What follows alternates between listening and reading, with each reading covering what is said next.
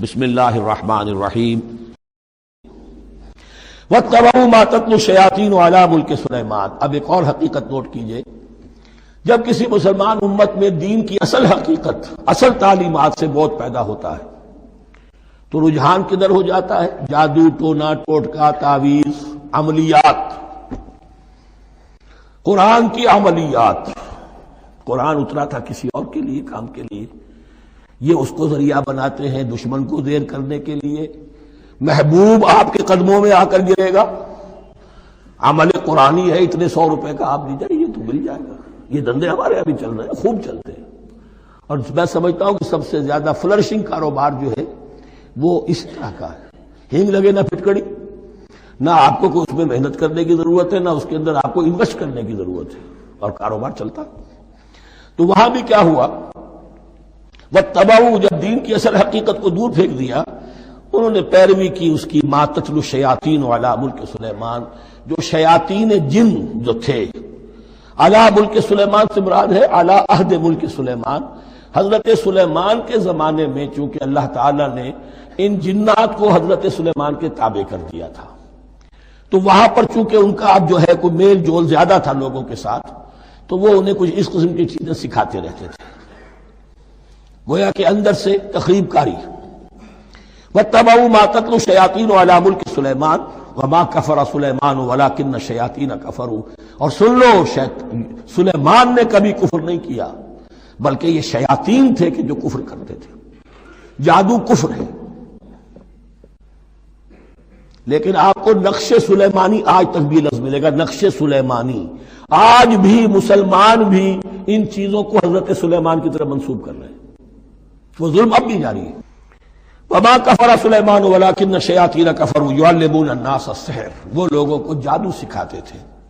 وَمَا أُنزِلَ عَلَى الْمَلَكَيْنِ بِبَابِلَ ہاروت وَمَاروت، اور جو کچھ نازل کیا گیا 2 فرشتوں پر، ہاروت اور ماروت پر، بابل میں۔ بابل یہ ہے پرانا عراق، بیبلونیا۔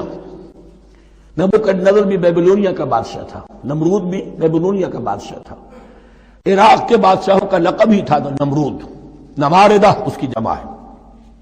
تو حضرت سلیمان کی حکومت جب تھی تو وہاں پر یہ لوگ جنات جو ہیں وہ اس قسم کی تخریب کاری کر رہے تھے، تو اللہ تعالیٰ نے آخری آزمائش کے لیے 2 فرشتوں کو زمین پر اتارا، اور وہ انسانی شکل میں لوگوں کو جادو سکھاتے تھے، بتاتے بھی جاتے تھے دیکھو جادو کفر ہے، ہم سے مت سیکھو، لیکن اس کے باوجود لوگ سیکھتے تھے، تو گویا کہ ان پر اتمام حجت ہو گیا کہ اب ان کے اندر خباثت جو ہے پوری طریقے سے گھر کر چکی ہے۔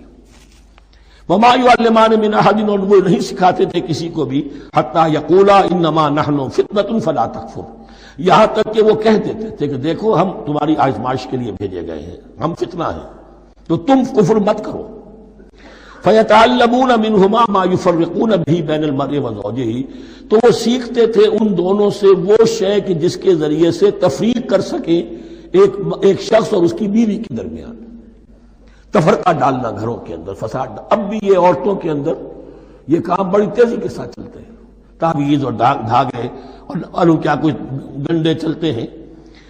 وَمَا هُمْ بِضَارِّينَ بِهِ مِنْ أَحَدٍ، اور نہیں تھے وہ ضرر پہنچانے والے کسی کو کچھ بھی، إِلَّا بِإِذْنِ اللَّهِ۔ ایمان کا تقاضا یہ ہے کہ چاہے کوئی دوا ہو وہ بھی بِإِذْنِ رب کام کرے گی، ورنہ نہیں۔ کوئی اور اسباب طبیعیہ ہیں، ان کے بھی اثرات ظاہر ہوں گے اگر اللہ چاہے گا، اس کے بغیر کچھ نہیں ہو سکتا۔ جادو کا بھی اثر ہوگا تو اللہ کے اذن سے ہوگا، تو بندہ مومن کو ڈٹے رہنا چاہیے اور مقابلہ کرنا چاہیے۔ وَمَا هُمْ بِضَارِّينَ بِهِ مِنْ أَحَدٍ إِلَّا بِإِذْنِ اللَّهِ وَيَتَعَلَّمُونَ مَا يَضُرُّهُمْ وَلَا يَنفَعُهُمْ، اور وہ سیکھتے تھے ان سے وہ چیزیں جو ان کے لیے مضرت بخش تھی، ضرر پہنچانے والی، اور انہیں نفع نہیں پہنچاتی تھی۔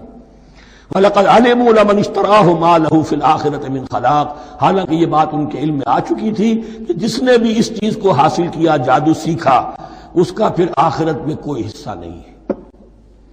وَلَبِئْسَ مَا شَرَوْا بِهِ أَنفُسَهُمْ، اور بری تھی وہ چیز جس کے لیے انہوں نے اپنے آپ کو فروخت کر دیا، لَوْ كَانُوا يَعْلَمُونَ، کاش کہ انہیں علم ہوتا۔ وَلَوْ أَنَّهُمْ آمَنُوا وَاتَّقَوْا، اور اگر وہ ایمان رکھتے اور تقوی کی روش اختیار کرتے، لَمَثُوبَةٌ مِّنْ عِندِ اللَّهِ خَيْرٌ، تو بدلہ پاتے اللہ کی طرف سے بہت ہی اچھا، بہت خیر۔ لَوْ كَانُوا يَعْلَمُونَ، کاش کہ ان کو معلوم ہوتا۔